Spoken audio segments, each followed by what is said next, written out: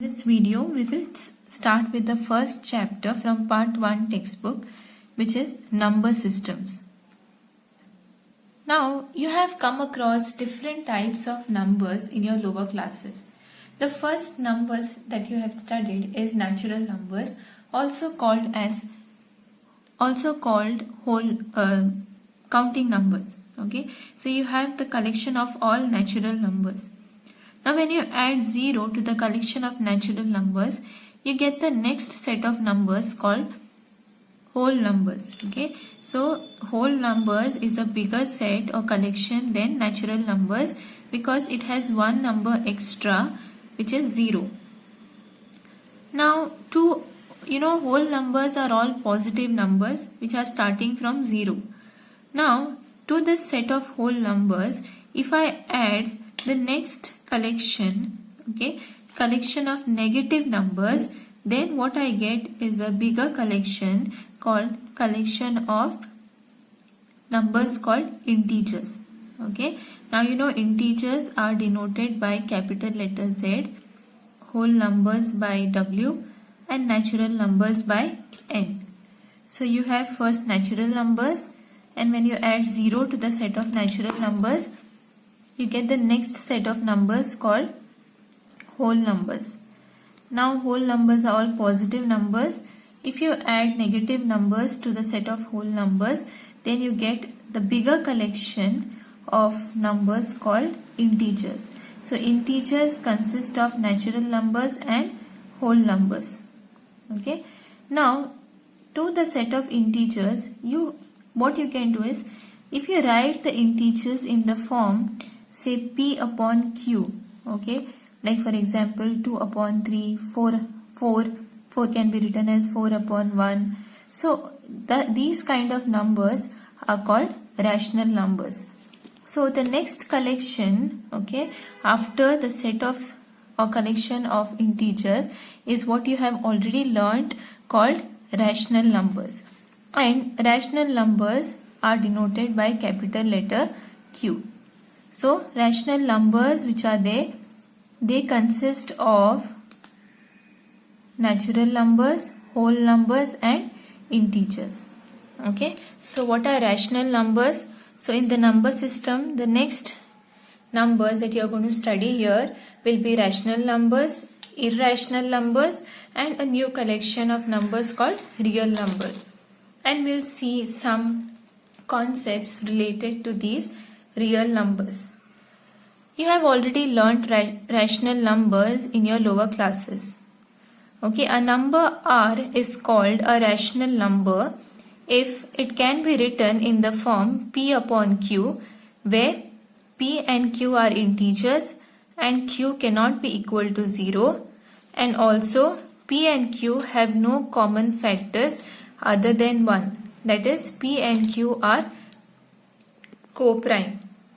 Okay, so it says rational numbers are numbers which can be written in the form P upon Q, where P is an integer and Q is an integer, and the condition on Q is Q cannot be equal to 0.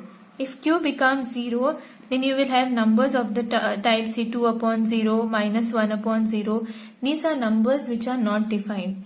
So that is the reason Q cannot be equal to 0. Another condition is P and Q have no common factors other than 1. Such numbers which have no common factors other than 1 are called co-prime numbers, or they are called co-primes. For example, 2 upon 3 can be also, if I multiply by 2, numerator and denominator, this can be written as 4 upon 6, correct? Now 4 upon 6 is also equal to 2 upon 3, right? But when we consider rational numbers, we take not the equivalent numbers but the reduced form of the numbers, okay, reduced form of the fraction. And you see 2 and 3 have nothing in common except for 1. So such numbers are called co-prime numbers. So in rational numbers are numbers of the form P upon Q, where P and Q are integers, Q is not equal to 0, and also P and Q have no common factors other than 1. That is, P and Q are co-primes. Now rational numbers consist of natural numbers, whole numbers, integers, correct? So natural numbers are also rational numbers, because if I take natural number 2, this can be written in the form 2 upon 1, right? So this is in the form p upon q. So this is also a rational number. So these are all about rational numbers.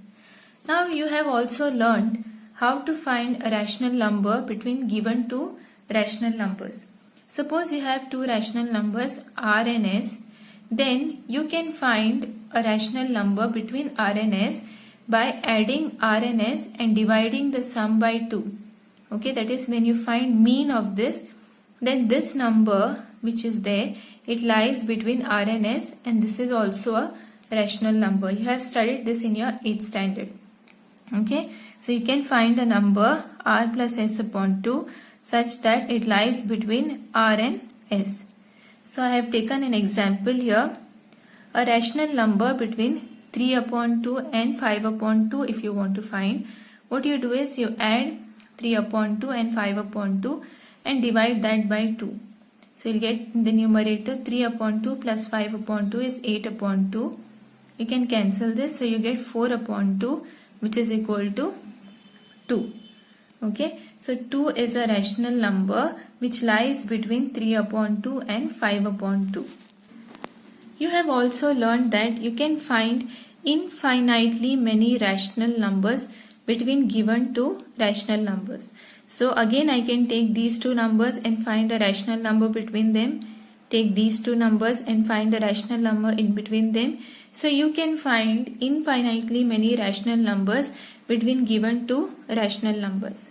And as I said before, the collection of rational numbers is denoted by capital letter Q. Now from rational numbers, let us go to the next collection of numbers called irrational numbers.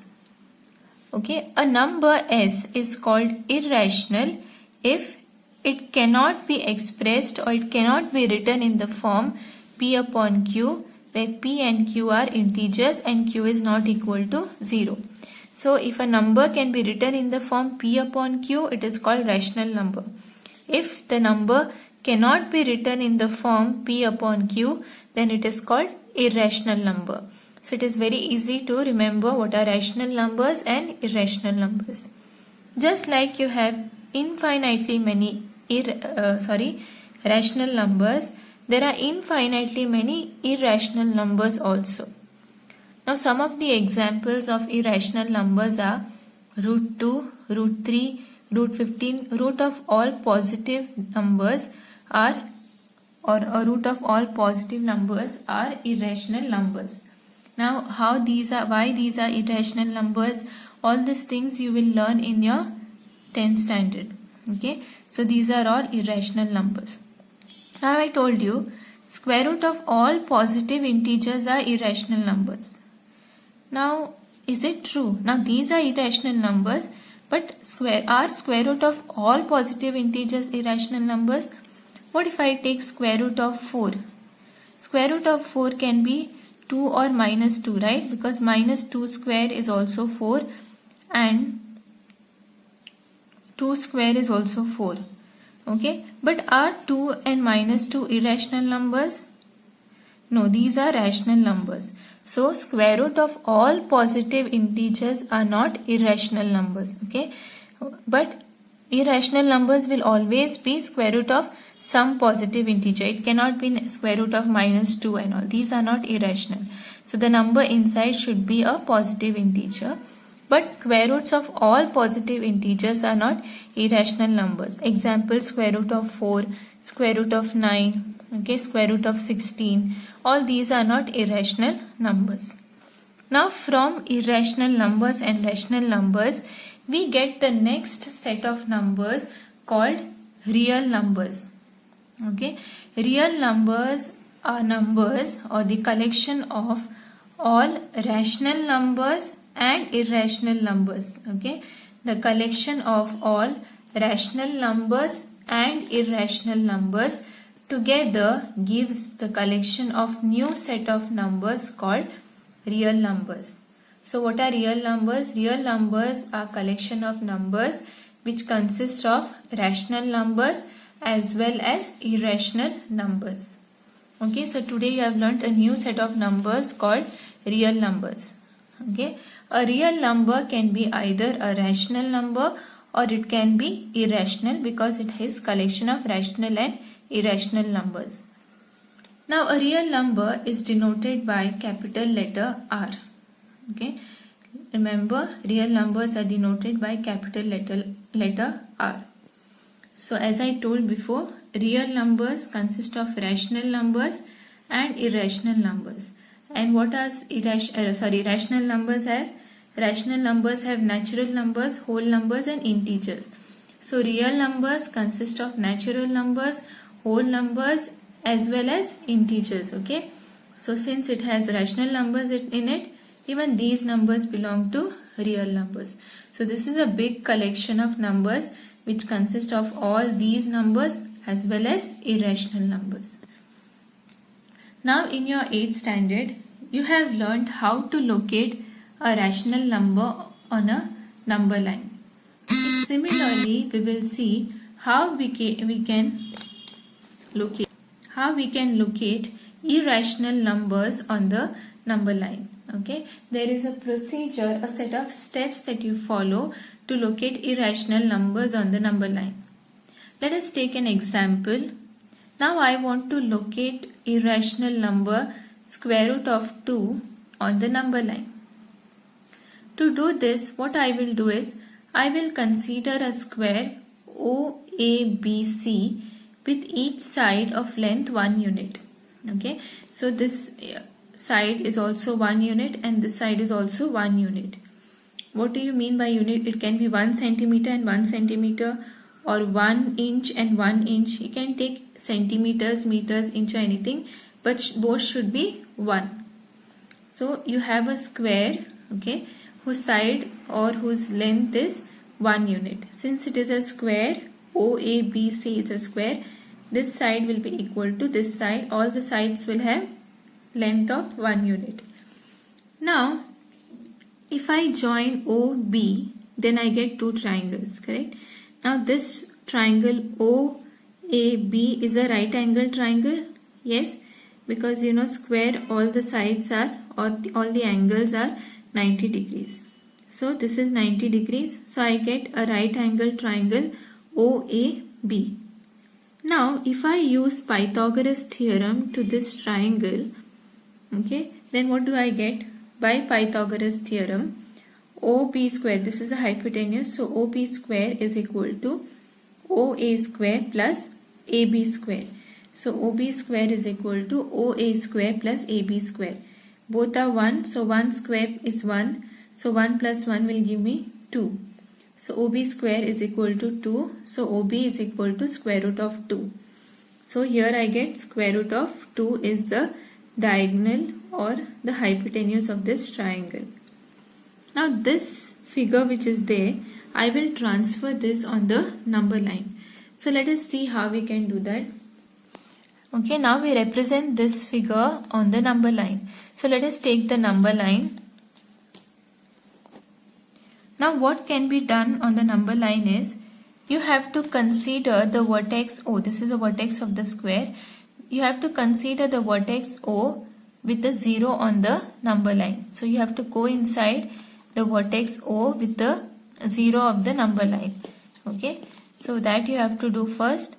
And then next step is you have to take, since OB is root 2, using a compass with center O, okay, with center O and radius OB, which is square root of 2, draw an arc intersecting the number line at P.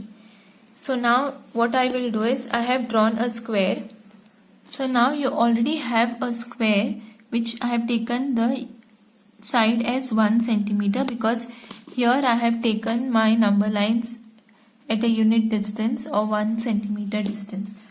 So here you have a square of side 1 centimeter and you have seen this, or this diagonal is square root of 2. Now what I will do, keeping my compass point at point O, I will take this distance. Okay, I will take this distance which is as my radius OB. I will take, So this is my radius OB. So this length will be square root of 2, right? So what I'll do, I will take this length and then keep my compass at 0 because we are coinciding this vertex O with 0. Okay, I'll keep this here like this, and then okay, let me draw the square here so that it becomes easier. So what I'll do is I will draw the square here. So this will be 1 centimeter and this also will be 1 centimeter. I'll draw the square first. So I have drawn the square here. This is length 1 centimeter and this is 1 centimeter, and you know this is square root of 2, right? So I will take this length, okay, which is square root of 2. So you can see. Then I will draw an arc, okay, keeping my compass point at O. I will draw an arc which passes through P and it cuts your number line like this. Okay, it should cut your number line like this, and this point where it cuts, okay, let us name this point as P. So this point P where it cuts will be your number square root of 2. So this point where it cuts your number line will be square root of 2. Now you can try this at home. Draw the number line, transfer the square on the number line, and then you take this length OB as a radius which is square root of 2. Take your compass there and cut the arc. Okay, take the arc and cut the number line, and where this arc meets the number line will be your square root of 2. Now using this, okay, after you locate square root of 2, you can locate square root of 3. Okay, now if you want to find square root of 3, first you have to find square root of 2. So let us see how we can find square root of 3. So consider this number line with square root of 2 located on it. So this is square root of 2 already located on it. Okay, next what you have to do is you have to take a line which is parallel to, which is perpendicular to OB. So you take your square root of 2, okay, this part, and then from the point B you draw a perpendicular to point B whose length or this length is 1 unit. So this is 1 centimeter suppose. Okay, you have drawn a perpendicular to line OB, okay, whose length is 1 centimeters. Next step is you have to join O and C. So you have joined O and C, right? Now since this is a perpendicular, this is 90 degrees. So again you have got a right angle triangle. So what will be this length? OC square. OC square will be equal to OB square plus CB square, right? And what is OB square? OB square is square root 2 the whole square, and CB square is 1 square. Square root of 2 the whole square is 2 and 1 square is 1. So I get OC square as 3. So what is OC? OC will be square root of 3. So this is square root of 3. Okay, OC is square root of 3. Next step is similar to how you do or how you find square root of 2. Keep your point on O and then take this length. This is root 3, right? So then from here, passing through this point, you draw an arc, okay, such that it cuts your number line. Okay, the arc should cut your number line. Now the point where it cuts the number line, this will be square root of root 3. This is square root of 3. Okay, so if you want to find say square root of 5, then you have to take next another, or square root of 4 you have to find. Then you have, square root of 4 is 2, right? So you have to take a perpendicular of 1 centimeter and then find the hypotenuse, and keeping your compass at this point, you have to draw an arc such that it passes or it cuts your number line. You will get square root of 4. Then you can find similarly square root of 5. Okay, so if you want to find square root of 4, you should know square root of 3. If you want to find square root of 6, you should know what is square root of 5. Okay, so you can find square root of any number if you know the square root of the previous number in this manner.